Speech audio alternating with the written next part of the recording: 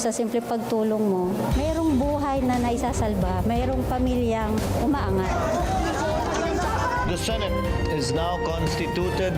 At ito ang mismong Chinese Coast Guard. Napakinggan ni PBBM. 6 na milyong balotang gagamitin sa A to Z. Kumpleto tayo.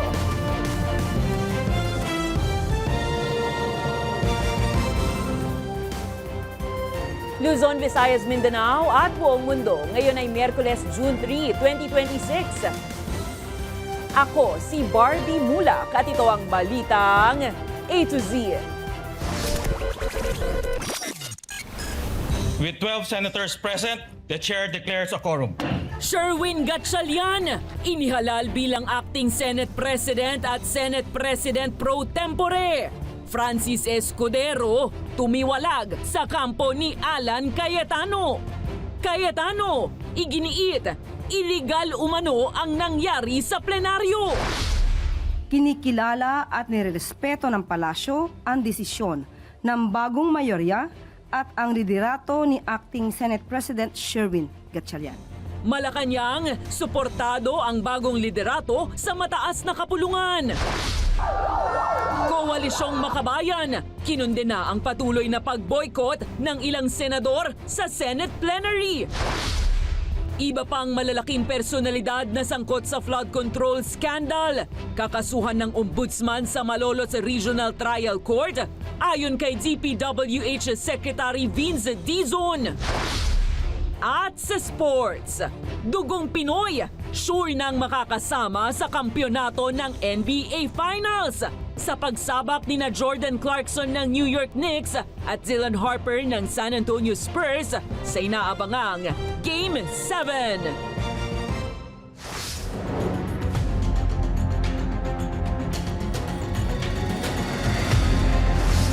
Magandang gabi, pambungad sa ating newscast. Uma at tikabo ang eksena sa Senado Miyerkules ng hapon nang muling buksan ang sesyon matapos ang ilang araw na boycott ng mayorya na pinangunahan ni Senate President Alan Peter Cayetano na ihalal na bagong Senate President pro tempore at acting Senate President si Sherwin Gatchalian at nabuo ang bagong mayorya sa biglaang pagsipot ni Senator Francis Cheese Escudero sa plenaryo. Bagay na kinuwestiyon ni Cayetano, sabay giit na siya pa rin ang Senate President. Ang balitang ito ni Ace Cruz.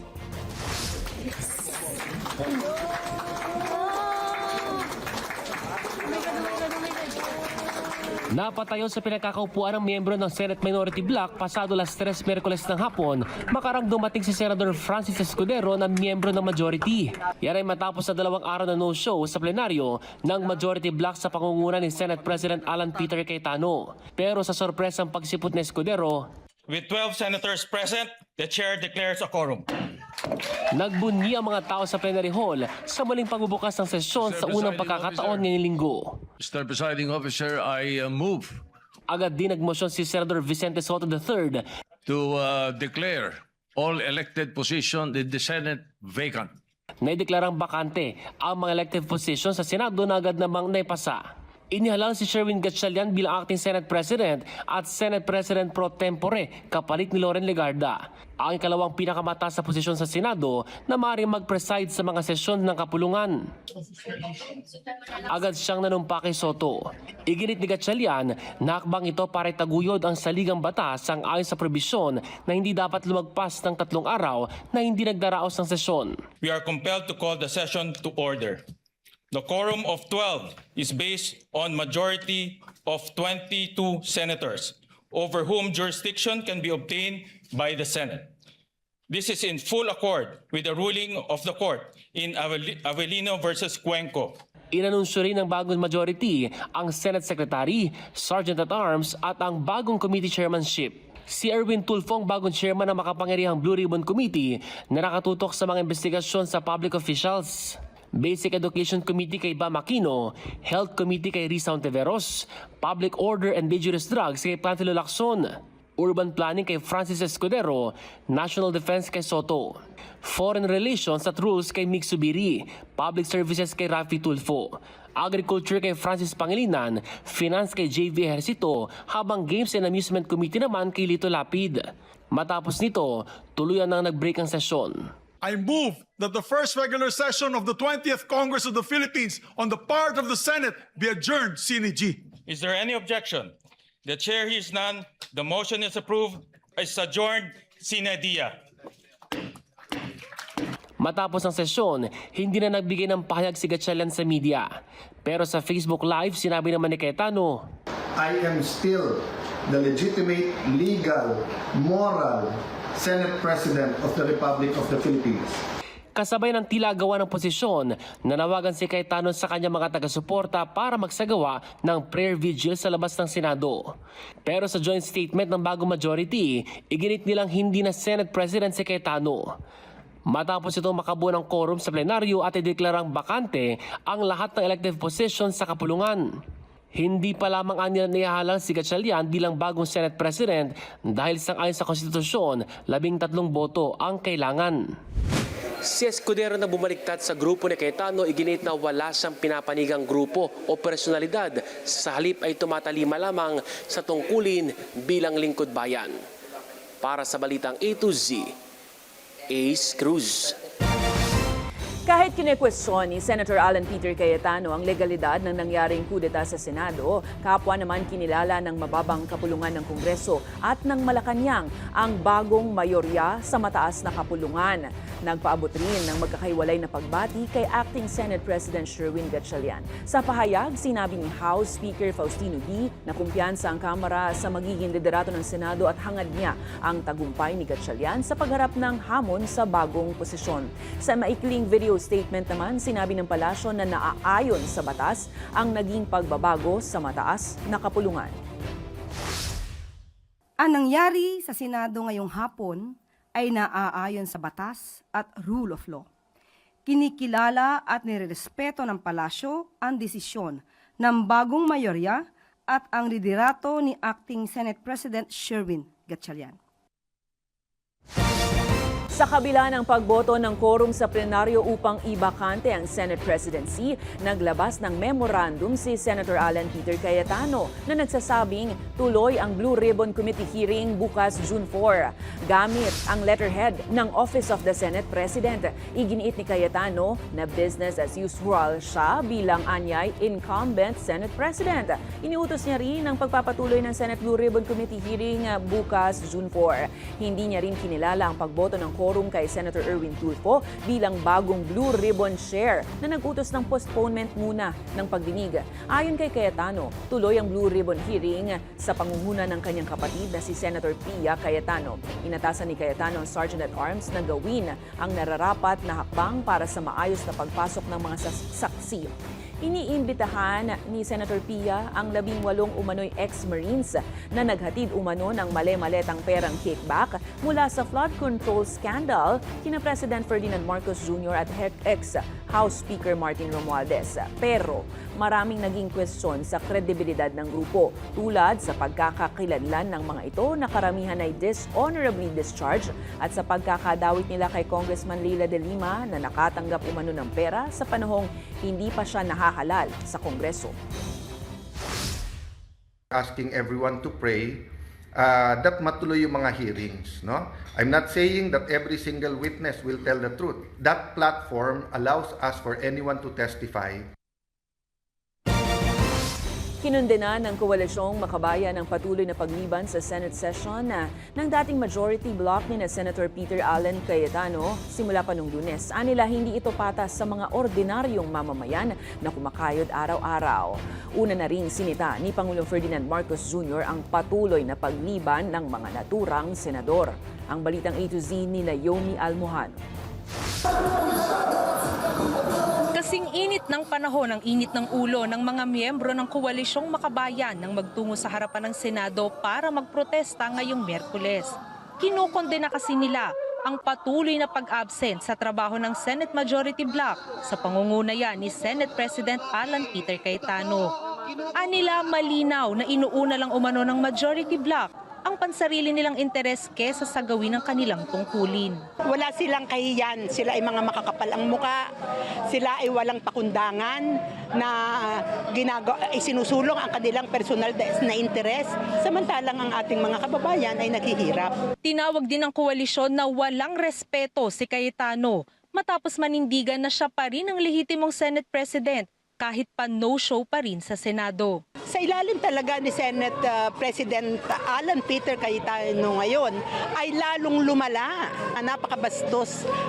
Considering the Senate President, wala siyang pagrespeto kahit sa mga kapwa niya na senador. At lalong higit wala siyang pagrespeto sa taong bayan. Ayon pa sa koalisyon, hindi katanggap-tanggap na habang ang mga ordinaryong mamamayan ay todo kayod at kinakaltasan pa ng buwis, ang mga nakaupo sa pwesto basta-basta na lang anila uma-absent at sumisweldo pa rin. Hindi po patas kasi sa amin po, sa amin na sa bilang driver, laki na binabayad namin sa buwis. Saan na napunta?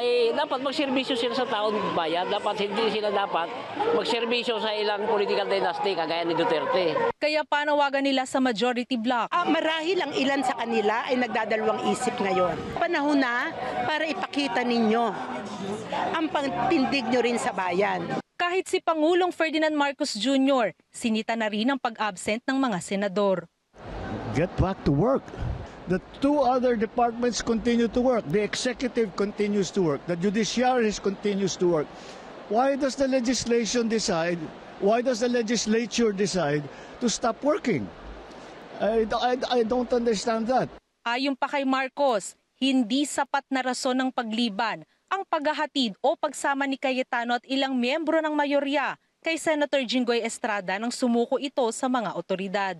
Kwinestyon din niya ang batas na pinaiiral o sinusundan ng mayorya sa ginawang pag-absent. The best description I can have is that the legislature is now in disarray. It has discredited the leadership and it has stopped the essential business of legislation in government. Samantala, napatalo naman sa saya ang mga rallyista nang mabalitaan ang palitan ng liderato sa Senado nitong hapon.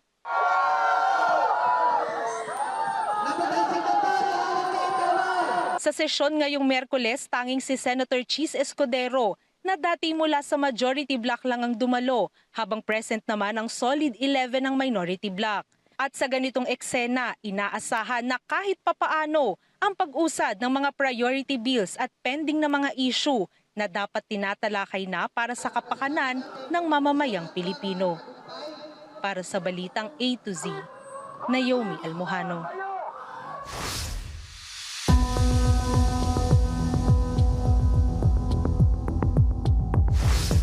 Inilipat na sa isang pribadong ospital sa Metro Manila si dating DPWH Secretary Manuel Bonoan matapos makita sa kanyang mga laboratory tests ang mga senyales ng posibleng problema sa puso.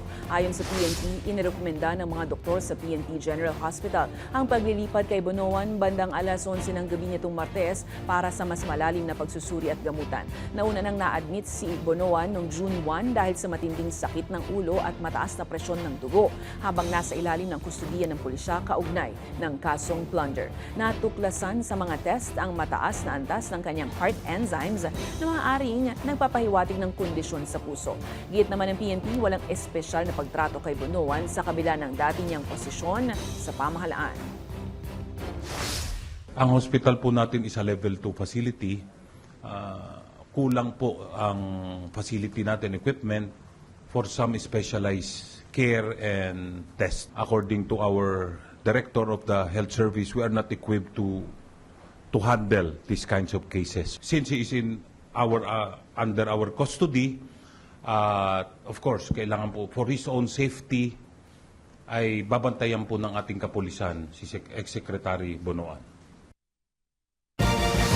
Kinumpirma ni Public Works Secretary Vince Dizon na may panibagong mga kasong ihahain ang Office of the Ombudsman kaugnay ng umano'y anomalya sa mga flood control project sa Bulacan.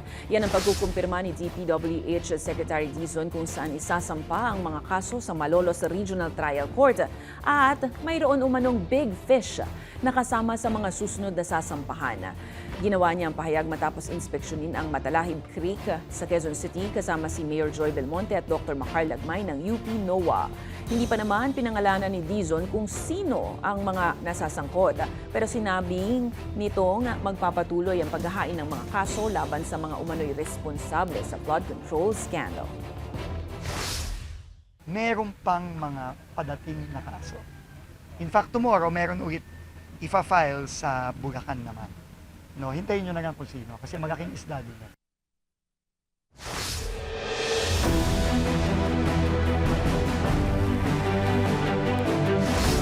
Itinalaga ni Pangulong Ferdinand Marcos Jr. ang direktor at dating Taguig City Mayor Dino Cayetano bilang bagong General Manager ng People's TV Network o PTV4. Sa anunsyo ng Presidential Communications Office ukol sa appointment ngayong June 3, kinilala nito ang karanasan ni Cayetano sa larangan ng media at serbisyong publiko. Si Direk Lino Cayetano na nagsilbi bilang alkalde at kinatawan ng Taguig ay nakababatang kapatid ni na Senator Spia at Alan Peter Cayetano.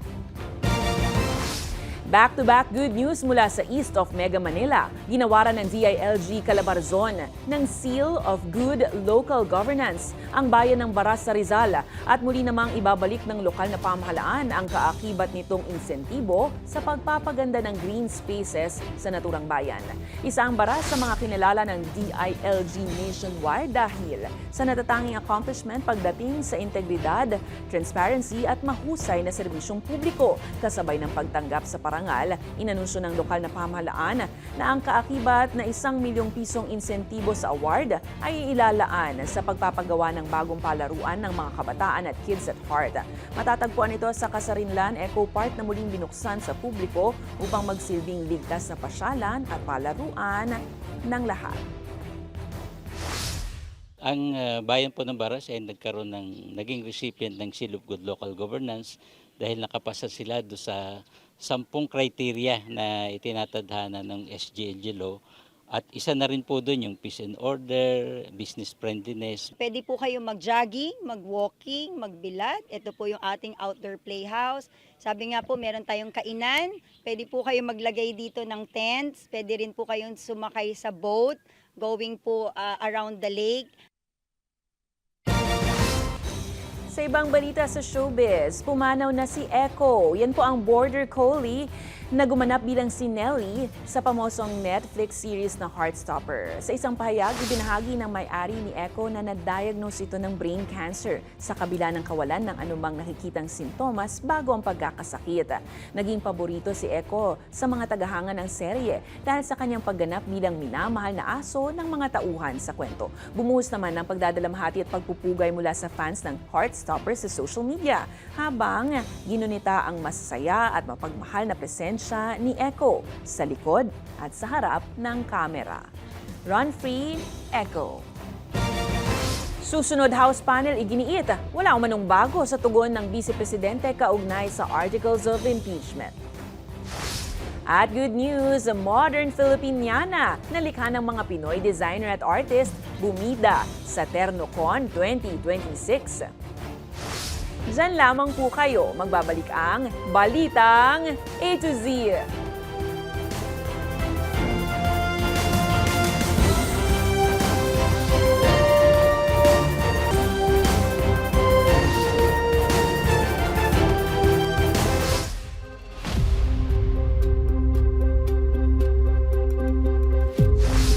Natanggap na ng House Prosecution Team ang sagot ng kampo ni Vice President Sara Duterte kaugnay sa Articles of Impeachment. Giit ng House panel, wala umanong bago sa tugon ng bise at hindi sinagot ang mabibigat na akusasyon laban sa kanya. Ang balitang A to Z ni Kim Salinas. Kinumpirma ng House Prosecution Team na natanggap na nila ang 5 maleta ng mga dokumentong isinumite ng kampo ni Vice President Sara Duterte bilang sagot sa Articles of Impeachment.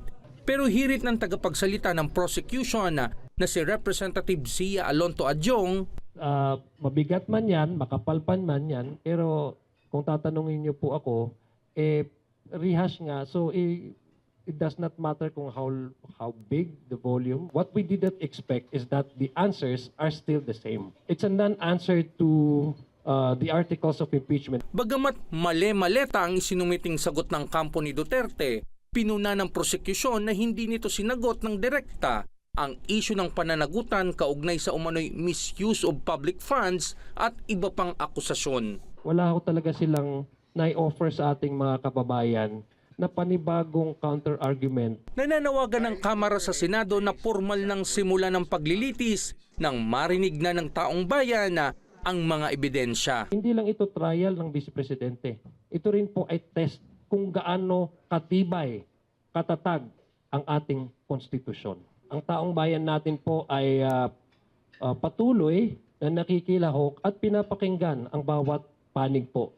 Ang ine-expect po ng ating mga kababayan ay ipapatuloy itong impeachment court. Mabigat na sakdal ang nakasaad sa articles of impeachment, kabilang din ang umano'y hindi maipaliwanag na yaman at umano'y mga banta sa buhay laban sa presidente.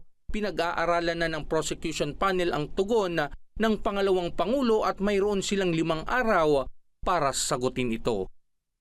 Para sa Balitang A to Z, Kim Salinas. Maaari pa rin tumakbo sa halalan si dating Cavite 4th District Representative Kiko Barzaga sa kabila ng kanyang pagkaka-expel mula sa House of Representatives.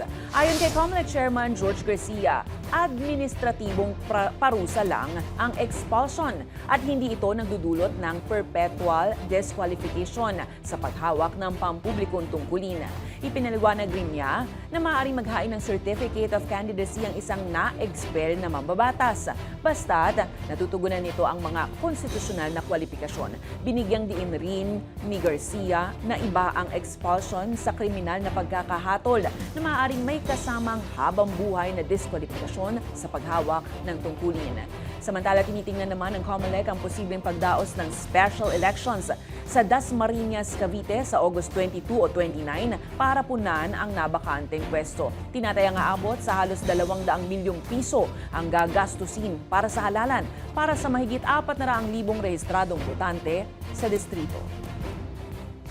Yes, pwede siya mag-file sapagkat yung kanyang pagkakatanggal sa pagiging kongresista ay hindi po perpetual disqualification to hold public office. Pagka na-convict ka, may nakalagay kalimitan na may dagdag na parusa na perpetual disqualification to hold public office. So ito po, walang nakalagay na ganong klase na karagdagang parusa.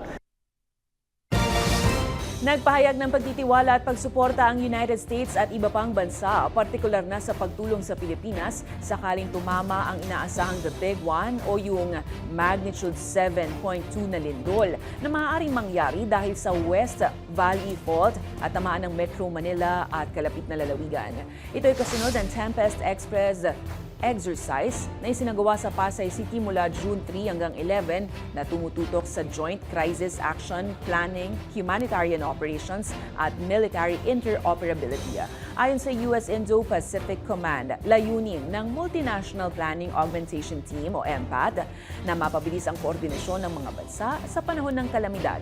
Binubuo ng mahigit 30 bansa ang MPAT kabilang ang Pinas, US, Japan, South Korea, gayon din ng UK, France, Canada at iba pa. Ayon sa AFP, napakalaking banta sa Pilipinas ang natural hazards, kaya mahalaga ang multinational coordinated response. One primary goal of the MPAT program is to develop a multinational cadre group of military planners so that in the event of a calamity, they can drop in quickly, all understanding the standing operating procedures, something in common. So the learning curve is very short. They know one another, they know the procedures, they all start from the same place. Binaliwala ni Defense Secretary Gilberto Teodoro Jr. ang umano'y pagbabawal sa kanya at sa kanyang pamilya na makapasok sa bansang China. Ito ay matapos ang raid operation ng mga otoridad sa Philippine Sanji Steel Corporation noong May 15 sa Tagoloan, Misamis Oriental kung saan 69 na Chinese nationals ang natagpo ang humahawak ng mga mapanganib o nakalalasong materyales. Ayon kay Teodoro, wala siyang asset sa China at wala rin siyang planong pumunta doon. Bagamat inamin niyang naaakit siya sa pagkain at kabaitan ng mga tao sa China, anya natatabunan ito ng uri ng pamamahala o ng pamahalaan na mayroon ng naturang bansa. Itinanggi rin niya ang paratang ng Beijing na target ng operasyon ang mga Chinese national. Git pa ni Teodoro, hindi mga tao ang pinupuntirya ng pamahalaan, kundi ang mga iligal na gawain.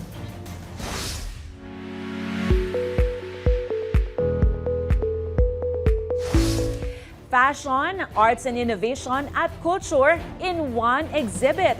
Opisyal na ngang binuksan ng Cultural Center of the Philippines ang ika-4 na taon ng TernoCon kasabay ng pagdiriwang ng National Flag Day. Ngayong taon sumentro sa reimagined at contemporary Filipiniana-inspired sa 20th century Filipino designers at artists ang mga obrang kalahok. 3 uri ng kasuotang Pinoy ang kanilang binigyan ng modernong touch. Nariyan ang terno na sumasalamin sa timeless Philippine elegance dahil sa trademark nitong butterfly sleeves, balintawak na tradisyonal alampay at tapis at ang kimono. Kita sa bawat handcrafted na detalye sa mga kasuotan ang kwento at kultura ng Pilipinas na layong ipakita sa publiko ang ebolusyon ng tradisyonal na kasuotan. At syempre, iangat ang kultura at pagkakakilanlan ng ating bansa habang nakikipagsabayan sa global fashion stage. Libreng masisilayan ang mga nagagandahang Filipiniana sa Central Atrium ng Mall of Asia mula May 28 hanggang June 12, Araw ng Kalayaan.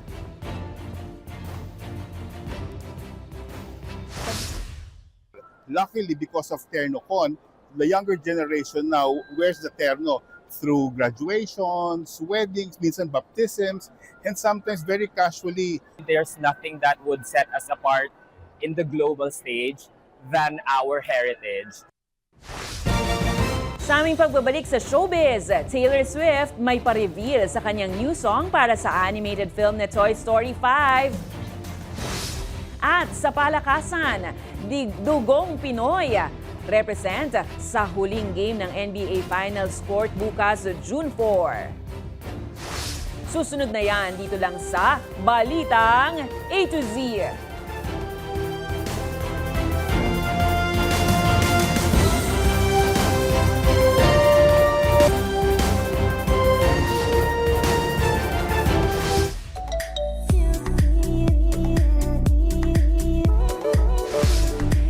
Isinapubliko ni global superstar Taylor Swift na inaayos na niya ang bagong original song na I Knew It, I Knew You para sa paparating na Disney at Pixar film na Toy Story 5. Sa kanyang post sa social media, inanunsyo ng 14-time Grammy winner na ilalabas ang kanta sa Biyernes, June 5, habang mapapanood naman sa mga sinehan worldwide ang pelikula simula June 17. Ayon kay Tay-Tay, matagal na niyang minahal ang mga karakter ng Toy Story franchise mula pa noong 1995. Muling bibida sa pelikula ang mga paboritong karakter na sina Woody at Buzz Lightyear kasama ang kanilang mga kasamang laruan. Naharap sa bagong hamon ng teknolohiya, kabilang ang pagtaas ng paggamit ng mga tablet at digital devices. Nauna nang pinag-uusapan ng mga tagahanga ang posibleng pagkakasali ni Swift matapos makita ang mga clues sa kanyang website at mga billboard na may T as initials na nagdulot ng kilig at excitement worldwide.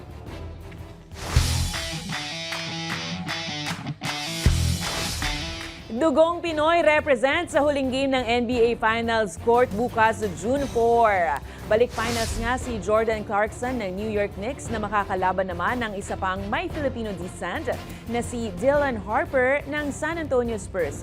Ibig sabihin po niyan, sino man ang manalo sa final showdown para sa kampyonato ng NBA, sure na ang makasaysayang unang pagkakataon na may manlalarong may dugong Pinoy sa NBA Champions Team. Si Clarkson ay anak ng Pinay na si Annette Davis na ipinanganak at tubong Angeles City, Pampanga, habang si Harper naman ay anak rin ng Filipino-American na si Maria Pizarro Harper na tubo namang Bataan bago nag-migrate sa Amerika. Well, best of luck and may the best team win! Kung kayo ay may kwentong kakaiba, mga kwento ng pag-ibig o storya ng inspirasyon at pag-asa, maaari niyo itong ibahagi. Sumali sa ating Facebook group na Balitang A to Z. Panoorin ang replay ng ating programa at sundan ang ating social media pages. Hanapin ang Balitang A to Z. Ang ating pabaong quote of the night ngayong Miyerkules ay mula sa manunulat na si Kenneth Blanchard. Ang sabi niya, ang tunay na pamumuno sa panahon ngayon ay hindi nakukuha sa otoridad o sa kapangyarihan, kundi sa tiwala at sa impluensya. At yan ang mga balita at impormasyon, mga kwentong may dalang inspirasyon na tinutukan ng Balitang A to Z. Ako si Barbie Mulak, maging maalam, makialam. Magandang gabi sa iyo, Pilipinas.